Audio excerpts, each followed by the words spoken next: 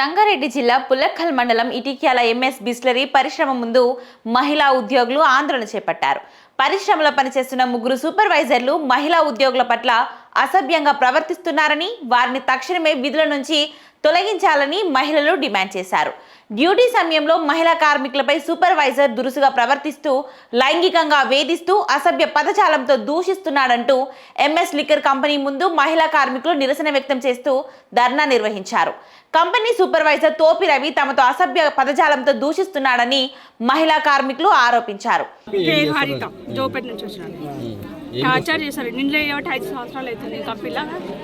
నిజం మాట్లాడతారు. ఇలా ఇంచుమించు 400 దాకా ఏమంటారు? అసలు ఏంది మీ ప్రాబ్లం? ఎందుకు ధర్నా చేస్తారు? ఒక ఆమెకు ఇట్లా ఏమో అన్నాడంట. నైట్కు మేము వెళ్ళిపోయినాం, అందరం ఎక్కడోళ్ళం అక్కడ. పాపం 11 గంటలకి ఇక్కడ పోతరపల్లి వాళ్ళు మొత్తం వచ్చి ఇక్కడ ఉన్నారంట, లులీలైనాయంట. లోపల కూడా ఇన్సర్ట్ అయి ఉన్నారు, కానీ చెప్పుకోలేకపోతే చెప్పుకుంటలేదు. ఎవరు ప్రవర్తిస్తారు అట్లా? ఇక పేరు చెప్పి మేము ఎందుకు అన్నోళ్ళని మళ్ళా ఎవరైనా టార్చర్ ఉంది. ఇక ఉన్నంత అనద్దు, ఊళ్ళు ఉండకూడదు అన్నట్టు ఉన్నది. సౌకర్యాలని బాగానే ఉన్నాయి మీ కంపెనీలో? ఎట్లా ఉంది పరిస్థితి? సౌకర్యాలు ఇక చెప్పారు అనుకుంటున్నది. చేతు తెగుతుంది, దేనికి ఆడవాళ్ళ ఏం ప్రాబ్లం ఉంటుంది అనేది అర్థం చేసుకోరు. నీళ్ళు తాగుదామన్నా కష్టమే, కూర్చున్నాక 5 నిమిషాలు కూర్చుందామన్నా కష్టమే. ఇలా వాడి చేయడము సరే, ఇక్కడ దింపుతారు అక్కడ దింపుతారు. మాట సమాధానం ఏదైనా ఇస్తే కూడా మాటకి మాట అన్నావు, ఎట్లా అన్నావు, ఇట్లా కార్నూరు మారుతారు. వాళ్ళ ఇంట్లోకి వెళ్ళి తీసుకొచ్చి ఇక్కడ కంపెనీ పెట్టారు. మా జోపెల్ల కూడా ఉంది, దాన్ని ఉందా లేదా అని ఇంకా ఓలే చూడలే. కానీ అందరూ మనుషులతో పాటు కంపెనీ సిబ్బంది కూడా మహిళలతో అసభ్యకరంగా ప్రవర్తిస్తారు, అంతేనా? ఎవరెవరమ్మా? ఏమో చేసిన వాళ్ళకి గుర్తు, కానీ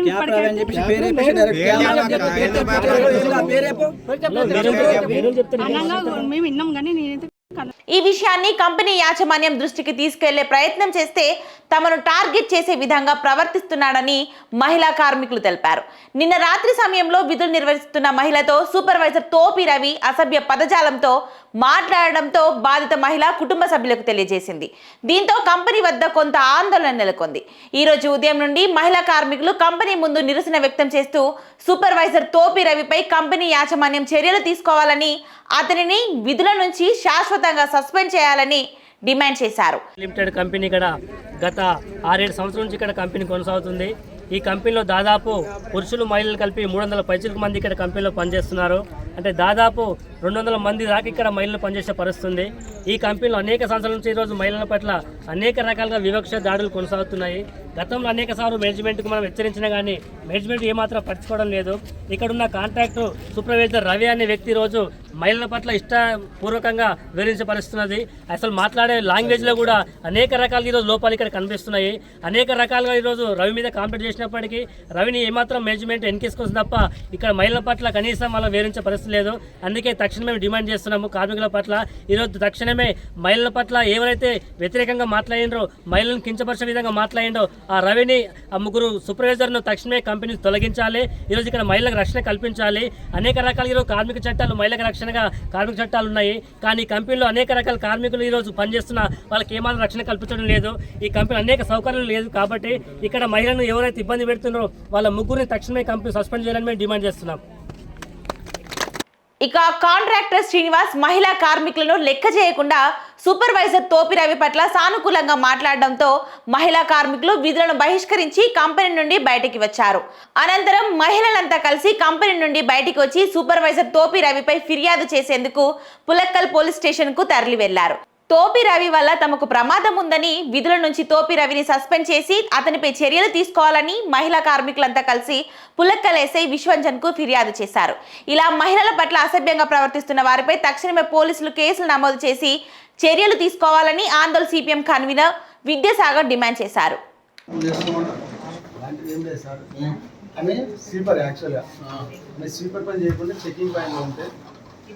ఏం పని చేస్తున్నావు ఇక్కడ? చెకింగ్ కాదు కదా, నువ్వు స్లీపర్ పని చేసుకోవాలి చెప్పాను.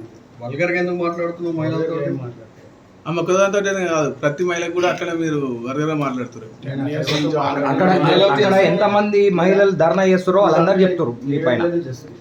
అప్పటి నుంచి ఇదే మహిళలతో అసభ్యంగా మాట్లాడడం, లైంగిక వేధింపులు చెప్పుకుంటే ఇప్పుడు ఎట్లా చెప్తారు?